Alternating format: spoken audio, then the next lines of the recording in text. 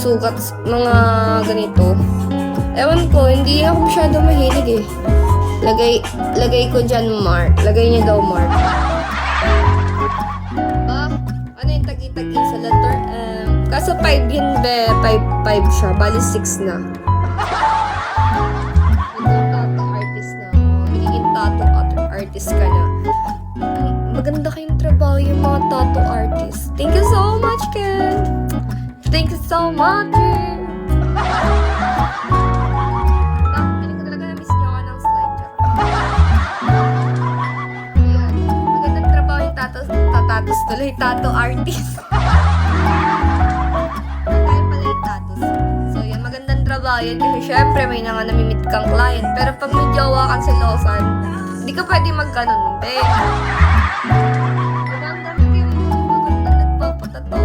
Dito, meron sa sa braso, sa likod, sa pangarap ng mga lalaki yun eh. Magaling ka ba mag-drawing?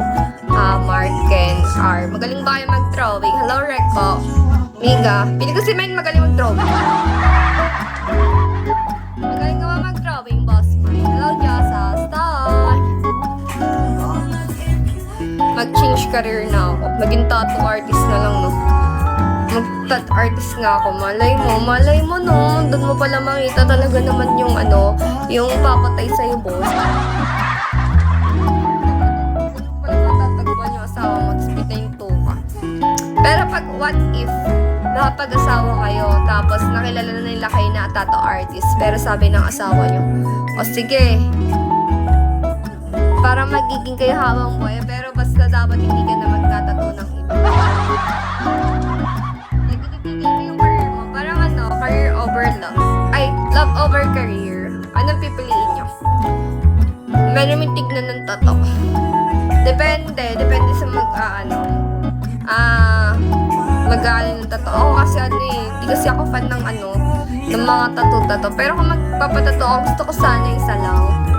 Tapos sa tago, okay lang, pero wala tayong kakainin. Pero pag sinabi niya, pwede bang mag-change career ka na lang, pero sa akin, peace of mind. Tapos nabuhayin niya ako. Talaga?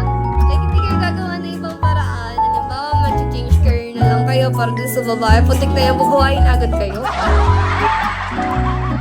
Grabe pala to, no? Para maganda yan maging artist. O, diba maganda nga. Piling ko nga maging tattoo artist na lang din ako, te. Hindi tattoo, masahista. Masahista ka? Paano kapag lalaki yung mamasahihin mo, Ken? Tapos nakita mo yung lalaki, bakla. Tapos pinamasahin niya sa'yo yung niya. Yung kuloko niya.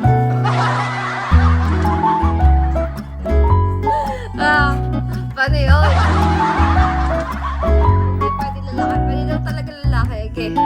Mag-obigay na lang ako. Mag-obigay di ka na lang, no? Ayun kaso, mas makikita mo yung Hindi ka ba takot sa dugo? Takot ako sa dugo. Ayoko nakakita ng dugo. Naimatay ako, charot. Kamusta, Neno? Hi, Heaven. Asim. Advance na ito mag-isip ni Tala. Siyempre, ganun talaga. Kaya nga tayo uma-advance sa buhay. Papayag pa siya nun. Hindi siya papayag na bigay ni.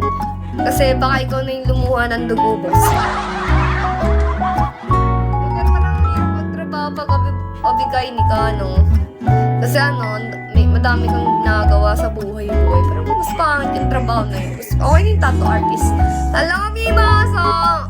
Hindi ako magjojowa talaga ng obigay ng tattoo artist. It's a no for me.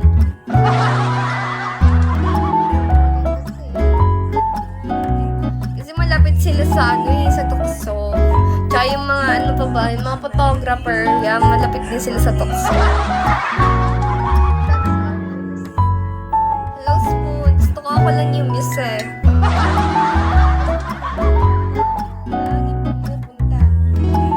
Pasok na lang sa construction, walang tukso doon. Sa construction, ano gagawin mo doon? Ikaw yung maghahalid na semento. Nagkaka-idea na ako. Wow!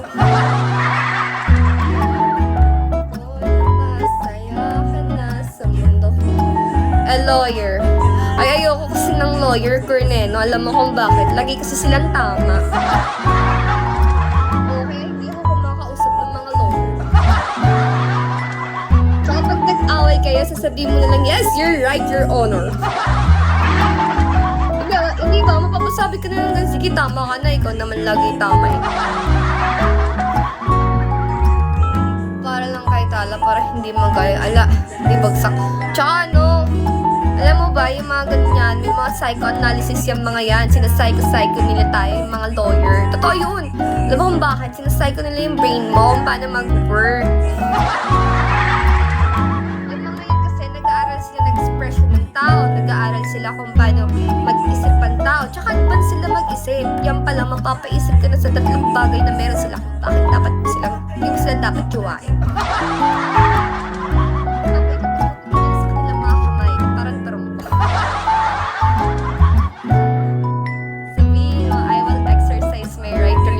Silence. Yeah, yun sasabihin ko. Kaya sasabihin ko, can I call my another attorney? Diba yun?